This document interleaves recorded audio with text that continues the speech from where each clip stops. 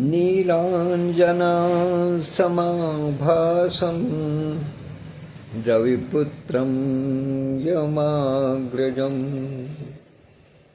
छायामार्तण्डसम्भूतं तं नमामि शनैश्चरम् तं नमामि शनैश्चरम् मनोजवं मारुततुल्यवेगं जितेन्द्रियं बुद्धिमतां वरिष्ठं वातात्मजं वानरयूथमुख्यं श्रीरामदूतं शरणं प्रपद्ये श्रीरामदूतं शरणं प्रपद्ये। सूर्यपुत्र शनिदेव और सूर्य शिष्य श्री हनुमान जी के वंदना करते हुए उनसे प्रार्थना करता हूँ कि वो हमारे सभी परिचितों को, हमारे सभी संबंधियों को सुख, संपदा, सौभाग्य और स्वास्थ्य प्रदान करें। आदरणीय विद्युत प्रभा दीदी उपस्थित हो गई हैं, उनकी उपस्थिति को सादर प्रणाम करता हूँ। भैया जी वाच के इस अंक में आज जो वाचन मैंने मन में विचार बनाया था, जो सोचा था कि आज कुछ उस विषय में बात करूंगा, तो वो कहीं मेरे दिमाग से हट रहा है। और उसके हटने का मुख्य कारण ये है कि मुझे एक संदेश ऐसा प्राप्त हुआ जिसने कि मुझको थोड़ा सा विचलित कर दिया मानसिक रूप से। हालांकि मैं हमेशा इस बात का हामी रहा हूं कि किसी भी मनुष्य को किसी छोटी मोटी बात से विचलित नहीं होना चाहिए, लेकिन फिर भी मनुष्य तो मनुष्य ही है, देवता तो हो नहीं सकता।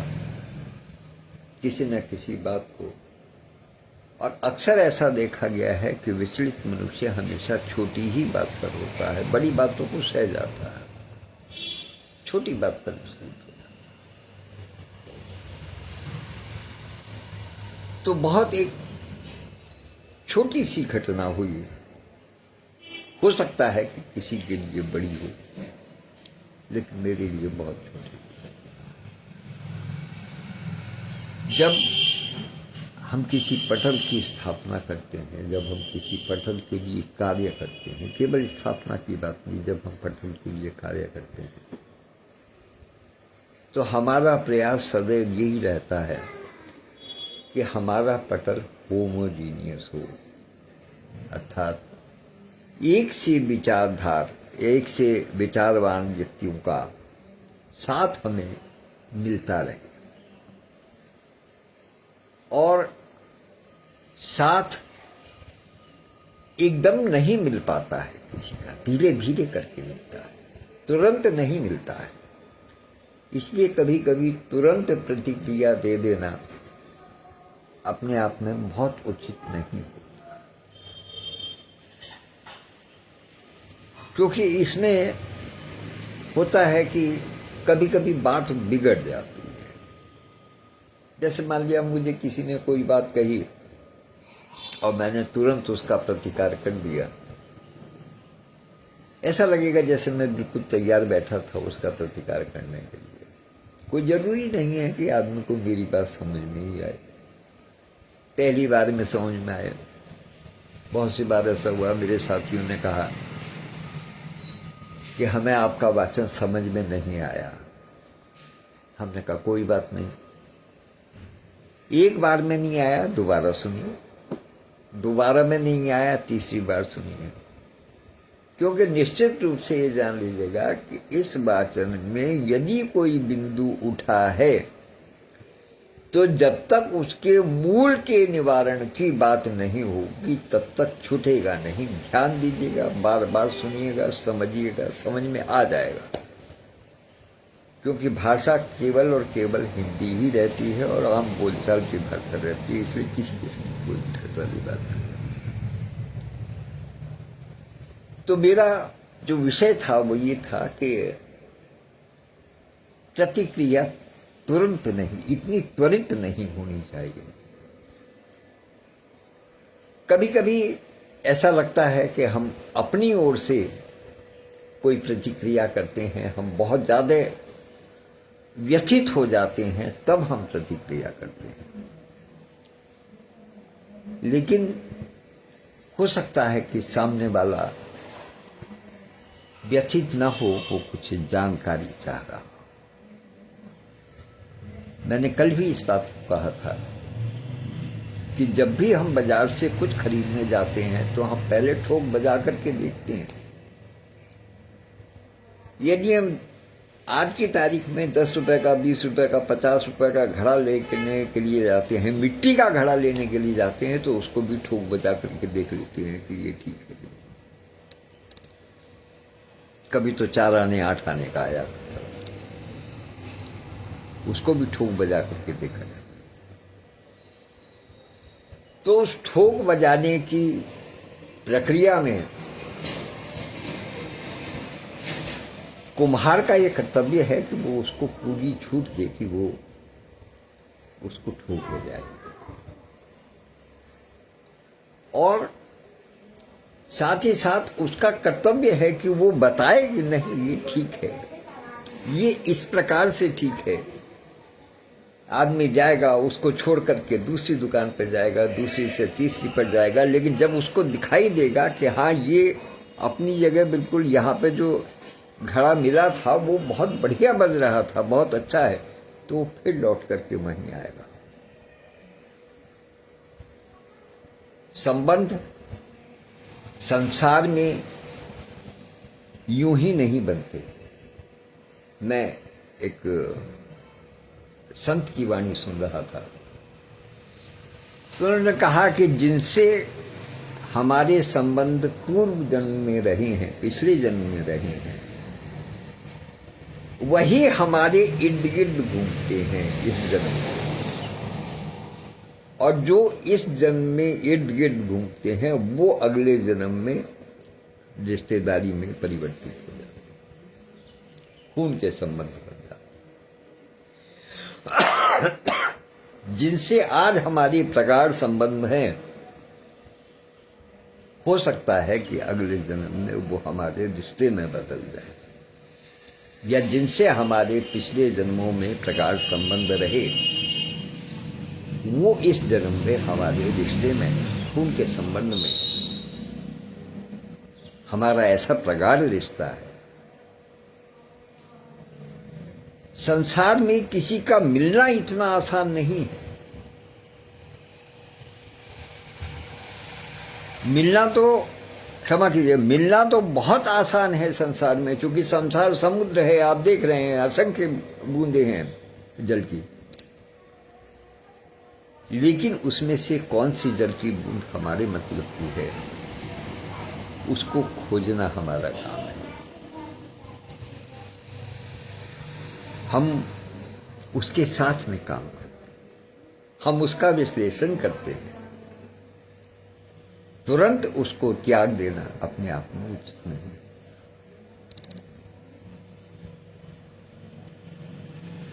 मुझे एक संदेश मिला आज, मुझे थोड़ा नहीं, मतलब मैं तो स्पष्ट ही कहूँगा कि मुझे वो संदेश अच्छा नहीं लगा, और विशेष रूप से जितनी शीघ्रता के साथ में उसमें काम हुआ, वो इतना त्वरित निर्णय की आवश्यकता नहीं थी किसी भी ओर से। मैं दोनों ओर की बात करता हूं, किसी एक पक्ष की बात नहीं करता, दोनों ओर से जो निर्णय हुआ वो बहुत ज्यादा त्वरित हुआ। इतना त्वरित निर्णय नहीं होना चाहिए, क्योंकि एक बहुत पुराना वाक्य है संस्कृत का कि पंडित कौन है। उसके लिए दो लक्षण बताए गए हैं, पंडित के लिए दो लक्षण बताए गए हैं कि क्षिप्रम विजानाति और चिरम शृणोति।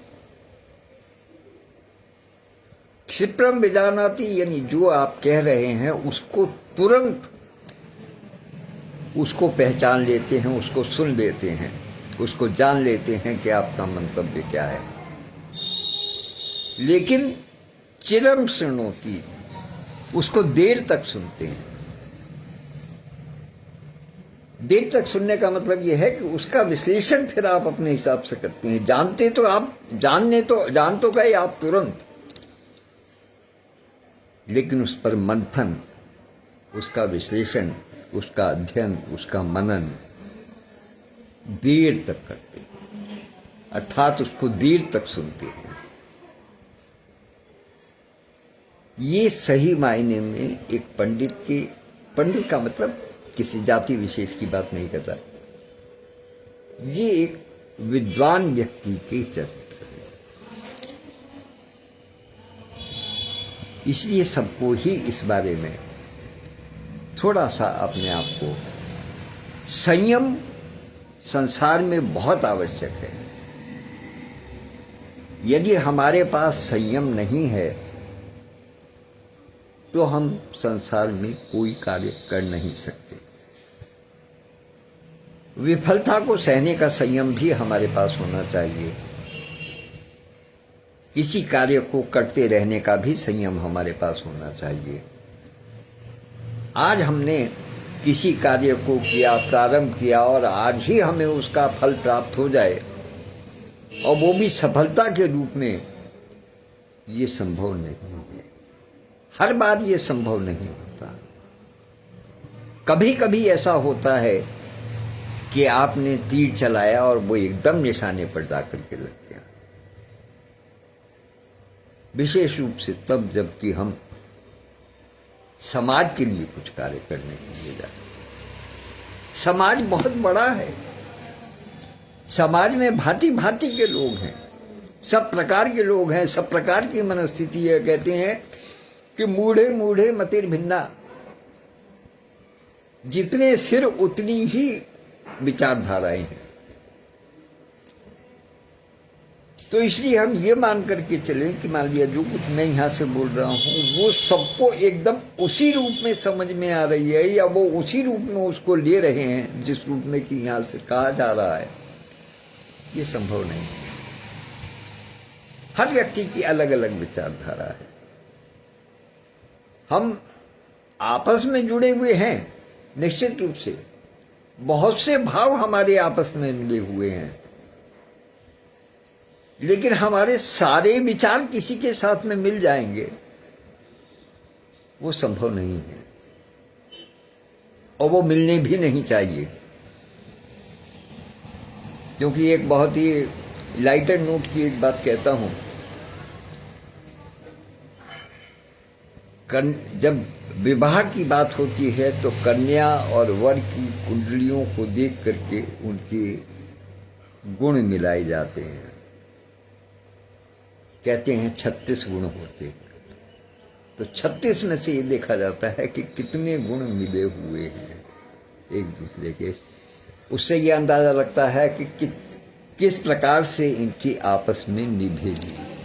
कुल मिलाकर के मतलब यही होता है कि आपस में सामंजस्य किस प्रकार से रहेगा दोनों के बीच में। लेकिन आप निश्चित रूप से जान लीजिएगा कि यदि गुण 36 के 36 भी मिल गए, समझिएगा बात को, यदि 36 के 36 गुण मिल गए, पहली बात तो यह है कि ऐसा संभव नहीं है, लेकिन यदि 36 के 36 गुण मिल गए तो इसका मतलब ये नहीं है कि दाम्पत्य जीवन बहुत सुखद होगा। सारे गुण मिल जाने का मतलब यह है कि रोज के झांझ बजीरे बजने ही हैं, क्योंकि दोनों अपनी ओर खींचेंगे। दोनों के गुण मिले हुए हैं, सारे के सारे गुण मिले। इसलिए सारे गुणों को मिलाने की चेष्टा कभी नहीं की जाती। ये देखा जाता है कि कितने गुण मिल रहे हैं। अधिकांश मिल रहे हैं 18 के बाद में। 18 आधे होते हैं, उसके बाद में 2 20 हैं, 22 हैं, 24 हैं, जो भी जाते हैं वो अपने। सारे नहीं, सारे मिलने की प्रतीक्षा नहीं करनी चाहिए कि नहीं भाई हम तो जब ही करेंगे जब सारे गुण मिलेंगे। और जब सारे मिलेंगे तो निश्चित रूप से परेशानी का बायस होगा, वो फिर अपने आप में उचित नहीं हो सकता। ये मेरी बात नहीं है, इसको यदि आप चाहें तो किसी ऐसे जानकार से भी मालूम कर सकते हैं जो कि ज्योतिष में कार्य करते हैं। ये विचार जो मेरे मन में दिया है वो किसी ज्योतिष सलाहकार का ही दिया हुआ है, तो इसलिए वास्तविकता ही है।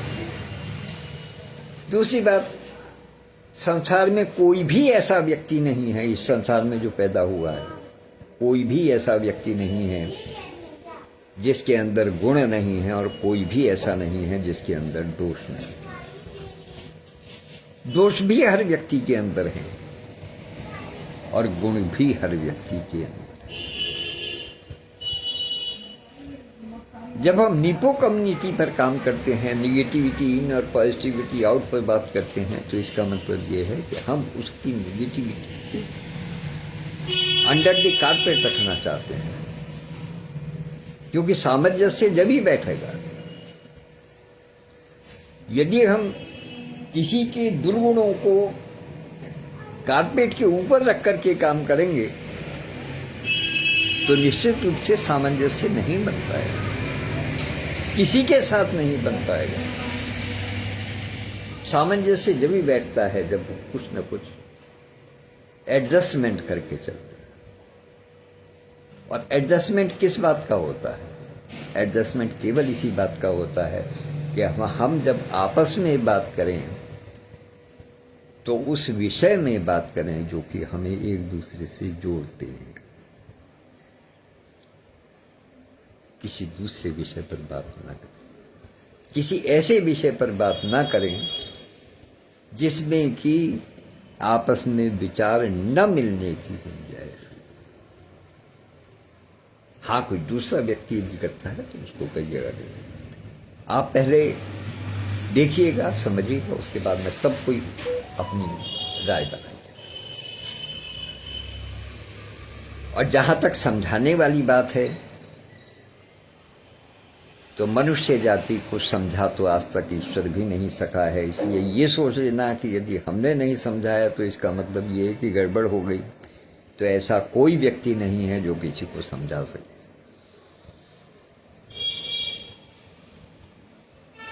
भरत और राम का कितना प्रेम था,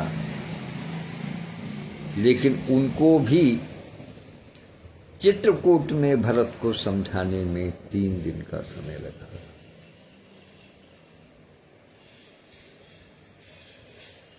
ऐसा नहीं है, हर चीज में हर चीज का समय लगता है।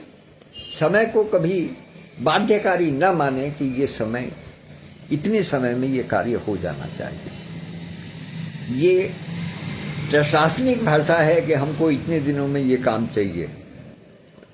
कोई ऐसी एग्जिजेंसी नहीं है कि कोरोना आया हुआ है और हमें इसकी दवा तुरंत चाहिए, तो उसके लिए रात दिन लग करके हमारे वैज्ञानिकों ने काम किया और निश्चित रूप से उन्होंने सफलता पाई, वैक्सीन ईजाद की, और उससे फिर बहुत से लोगों का भला हुआ, और केवल भारत के नहीं, विश्व भर के लोगों का भला हुआ।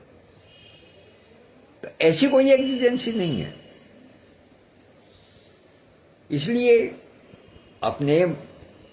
अपने आप को समझ करके आगे बढ़ें। किसी प्रकार के किसी से भी ऐसी बात न रखें जो कि कहीं गड़बड़ कर सकती। लोगों का तो काम है, वो तो पूछेंगे, हमारा काम है हम उन्हें समझाएंगे। मैंने आज से नहीं, जब से मैं आया हूं इस पटल पर,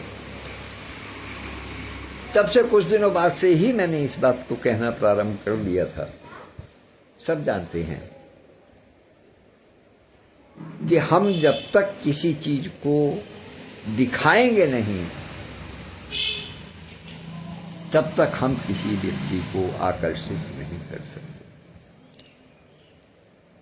माल दिखेगा तो बिकेगा।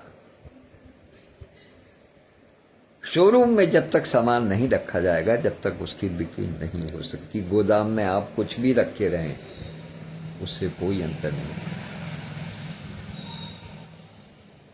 इसलिए पहले कुछ ऐसा अवश्य रखना चाहिए जो कि समाज को दिखाई दे, ताकि वो अनुभव कर सके। उसका अनुभव करना बहुत आवश्यक है कि ये हम क्या पा रहे हैं। आइए, ये तो बात वो रही। अब इस विषय को अधिक आगे बढ़ाने का कोई लाभ नहीं, क्योंकि जो कार्य हो चुका है वो हो चुका है। उसके लिए चर्चा करने से कोई लाभ नहीं है। लेकिन ये मेरे मन के विचार थे जो मैंने रखे कि भविष्य के लिए थोड़ा सा इस पर विचार कर लेना चाहिए। और आइए अब थोड़े से एक विषय पर, दूसरे विषय पर आते हैं। कल जो प्रीमियम मेंबरशिप हुई थी, उसमें एक हल्के फुल्के अंदाज में एक बात रही थी कि हर मनुष्य के पास 24 घंटे होते हैं। टाइम मैनेजमेंट बहुत जरूरी है। टाइम मैनेजमेंट की जो मेरी समझ है, बहुत छोटी समझ है। हर व्यक्ति के पास 24 घंटे हैं। 24 घंटा 1 मिनट भी नहीं है एक दिन में। 24 घंटे हैं। उन 24 घंटों को 3 हिस्सों में बांट दिया जाए, सीधे सीधे 8-8 घंटे का एक एक हिस्सा आता है। एक हिस्से में विश्राम 8 घंटे, एक 8 घंटे में कार्यालय का काम, व्यवसाय का काम, और जो तीसरा जो 8 घंटे का जो भाग है, उसके अंदर फिर अन्य सारी गतिविधियां आ जाती हैं। आपकी दैनिक चर्या आ जाती है, आपका ब्रेकफास्ट आ जाता है, आपका भोजन आ जाता है, आपका मित्रों से मिलना जुलना आ जाता है, आपका स्वाध्याय आ जाता है, आपके परिवार आ जाता है, कहीं आना जाना आ जाता है। वो सारी चीज़ें आ जाती हैं। मित्रों से मिलना हो जाता है, मित्रों से चर्चा हो जाती है, किसी से टेलीफोन है, किसी के पुरसाहाल करने के लिए जाना है, कोई बीमार है उसको देखना है, किसी के यहाँ कोई फंक्शन है उसको अटेंड करना है। कहने का मतलब ये है कि ये सारी चीज़ें तीसरे वाले 8 घंटे के लिए, उसी में यदि मन में आस्तिकता है तो भगवान के प्रति भी 2, 4, 5 मिनट 10 मिनट वहां के लिए, तो इसी में सारे काम करने हैं। लेकिन यदि हम ये चाहें कि केवल 8 घंटे सो लिए और उसके बाद में जो बाकी जो 16 घंटे हैं उसको हम केवल और केवल काम के नाम पर दे दें, वो किसी भी व्यक्ति के स्वास्थ्य के लिए उचित नहीं है। वो चाहे कोई भी क्यों ना हो। अगर अपने स्वास्थ्य को बना करके रखना है तो हमको इस प्रकार से बांटना ही पड़ेगा, टाइम मैनेजमेंट करना ही पड़ेगा। क्योंकि अक्सर एक बात सुनी होगी, बहुत से लोग कहते हैं कि भाई ऑफिस का काम घर मत लाओ, घर को और ऑफिस को घालमेल मत करो। बिल्कुल सही बात है। लेकिन यदि आप 16 घंटे एक ही विचारधारा में रहेंगे, एक ही चीज आपके दिमाग में घूमती रहेगी, तो निश्चित रूप से जो 8 घंटे विश्राम का समय है वो डिस्टर्ब हो जाएगा। ये निश्चित रूप से ध्यान देगा। इसलिए टाइम का मैनेजमेंट बहुत जरूरी है। आपके लिए विश्राम का समय भी जरूरी है। उस विश्राम के समय को आप रात में और दिन में किसी भी प्रकार से बांट सकते हैं। वैसे कहा तो ये जाता है कि ईश्वर ने रात दी है विश्राम के लिए और दिन दिया है काम के लिए। लेकिन काम का मतलब केवल अपनी व्यवसाय का काम नहीं, केवल अपनी नौकरी का काम नहीं, बल्कि उस काम में अपना परिवार भी आता है, अपना समाज भी आता है, अपने रिश्तेदार भी आते हैं, अपने बच्चे भी आते हैं, उनकी पढ़ाई भी आती है, बीमारी शिमारी भी आती है, सारे काम आते हैं। तीसरे वाले याद रखें, वो सारे काम आते हैं। तो इसलिए उनका विभाजन करना बहुत आवश्यक है। उनका विभाजन करेंगे हम तभी सुखी रह पाएंगे। कल का सेशन मैंने सुना, बहुत अच्छा लगा। बहुत खूबसूरती से उन्होंने अपनी बात को समझाया। और मैं समझता हूं कि जिन्होंने नहीं सुना है, जिन हमारे मीट के साथियों ने नहीं सुना है, वो उसको अवश्य ही सुने। चाहता हूं कि वो सुने, क्योंकि अपने स्वास्थ्य के लिए, वो स्वास्थ्य चाहे शारीरिक हो, चाहे मानसिक हो, चाहे आर्थिक हो, कैसा भी स्वास्थ्य हो, चाहे सामाजिक हो, उस स्वास्थ्य की रक्षा के लिए टाइम मैनेजमेंट बहुत आवश्यक है। उस पर ध्यान दीजिएगा और हमेशा आगे बढ़ते रहिएगा। मेरा विचार कभी कभी थोड़ा सा विद्रोही हो जाता है, हो सकता है आपको लगे, लेकिन वास्तविकता यह है कि मैं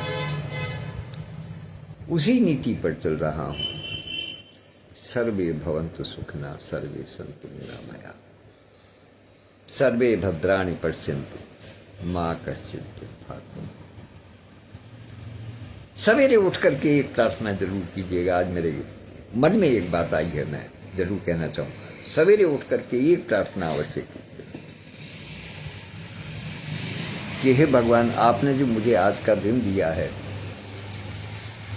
कुछ अतिरिक्त कार्य करने के लिए, वरना सो तो मैं कल रात ही गया था।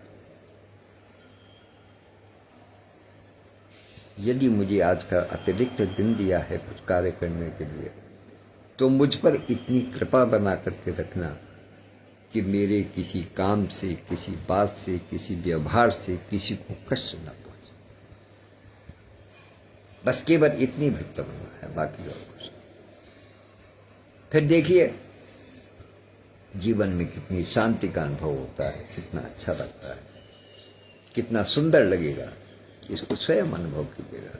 धन्यवाद, नमस्कार।